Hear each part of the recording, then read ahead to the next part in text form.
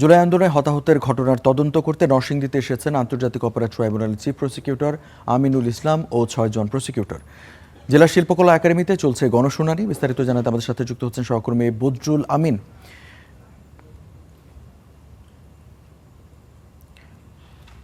দর্শক, জুলাই আন্দোলনে যে হতাহত যারা হয়েছেন এবং সেই সমস্ত ঘটনা সারা দেশেই ঘটেছে, এর মধ্যে নরসিংদী অন্যতম।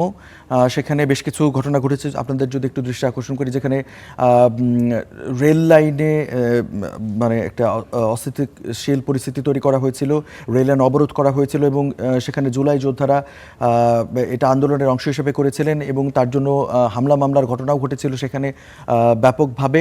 তো জুলাই আন্দোলনে হতাহত যারা হয়েছেন সেখানে নরসিংদীর জনগণ অন্যতম এবং সেই জুলাই আন্দোলনের যে হতাহতের ঘটনা এগুলোর তদন্ত করতে নরসিংদীতে এসেছেন আন্তর্জাতিক অপরাধ ট্রাইব্যুনালের চিফ প্রসিকিউটর আমিনুল ইসলাম এবং ৬ জন প্রসিকিউটর।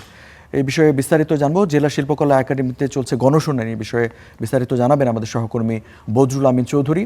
এবং বদরুলের কাছ থেকে জানতে চাইবো যে গণশুনানি শুরু হয়েছে কিনা এবং শুরু হয়ে থাকলে কয়টা পর্যন্ত চলবে।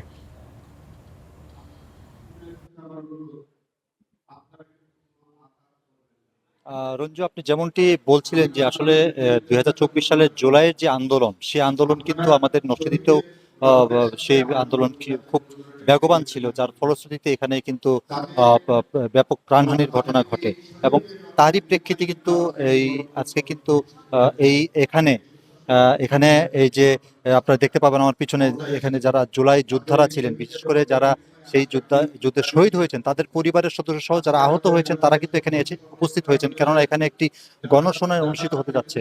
এই অপরাধ ট্রাইব্যুনালের চিফ প্রসিকিউটর সহ আরো ৬ জন, আপনি যেমনটি বলেছেন যে কর্মকর্তা উপস্থিত আছেন এবং তারা কিন্তু সাধারণ মানুষজন যারা ছিলেন, এই জুলাই যারা এই যুদ্ধ প্রত্যক্ষদর্শী ছিলেন, তাদেরও কিন্তু বক্তব্য নেওয়া হচ্ছে। এই মুহূর্তে আমার সাথে আছেন তদন্তকারী কর্মকর্তাদের একজন, তিনি আমাদেরকে কিছুটা ধারণা দিবেন যে আজকে যে আপনারা যে আজকে এখানে উপস্থিত হয়েছেন কি কি তথ্য সংগ্রহ করছেন বা কি বিষয়ে আপনারা এখানে কাজ করছেন। দেখেন, শহীদ আবু সাইদ শহীদ হওয়ার পরে জাস্ট একদিন পরেই 18ই জুলাই শহীদ হয় শহীদ তাহমিদ সহ আরো কয়েকজন। নরসিংদীর এই ঘটনাটা সারা দেশব্যাপী প্রচার হয় এবং আমরা অতীতেও এই ঘটনার তদন্ত একবার এসেছিলাম। ওখানে আমাদের কাছে যেই গ্যাপগুলো মনে হয়েছে সেগুলো পূরণ করার জন্য আমরা আজকে আবার এসেছি। আমাদের বড় একটা টিম এখানে এসেছে। আমরা এখানে যেটা করতেছি যে যেই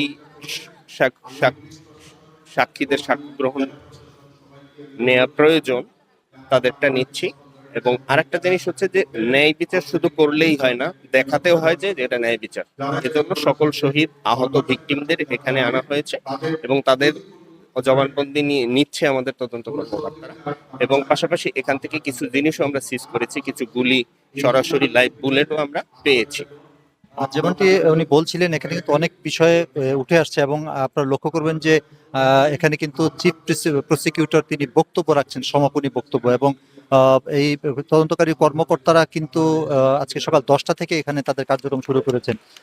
আমরা এখন খুব সংক্ষেপে চিফ প্রসিকিউটর সাহেবের সাথে একটু কথা বলার চেষ্টা করব। ওনার যে আজকে এখানে আগমন, এই আগমনের কারণটা কি এবং এই বিষয়টি কেন আপনারা এখানে আমরা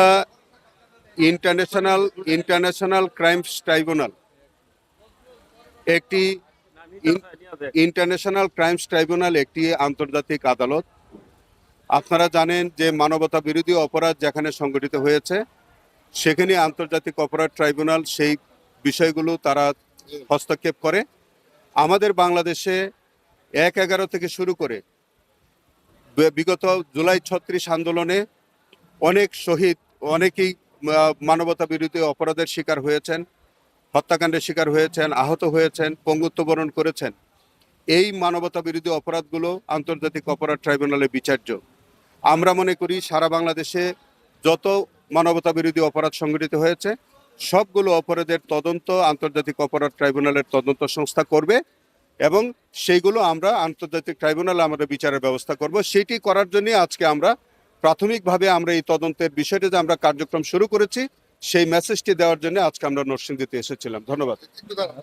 যেমনটি বলছিলেন যে এই যে অপরাধ ট্রাইব্যুনালের যে কর্মপরিধি সেই বিষয়ে তারা বলেছেন আমাদেরকে। এবং আপনাদেরকে একটু জানাতে চাই যে যারা এই জুলাই যোদ্ধা রয়েছেন তাদের কিন্তু বেশ কিছু অভিযোগ রয়ে গেছে। বিশেষ করে তারা একটি বিষয়ে খুব দৃষ্টিপাত করেছেন, সেটি হচ্ছে যে যে সেই সময়টিতে যারা মামলার শিকার হয়েছিলেন তাদের মামলা কিন্তু প্রত্যাহার হলেও ডিজিটালি ভাবে, অর্থাৎ তাদের যে অনলাইনে কিন্তু তার মামলাগুলো রয়ে গেছে, যার ফলশ্রুতিতে তারা দৈনন্দিন যে কাজকর্ম, বিশেষ করে বিদেশে যাওয়ার ক্ষেত্রে কিন্তু প্রতিবন্ধকতার সৃষ্টি হচ্ছে।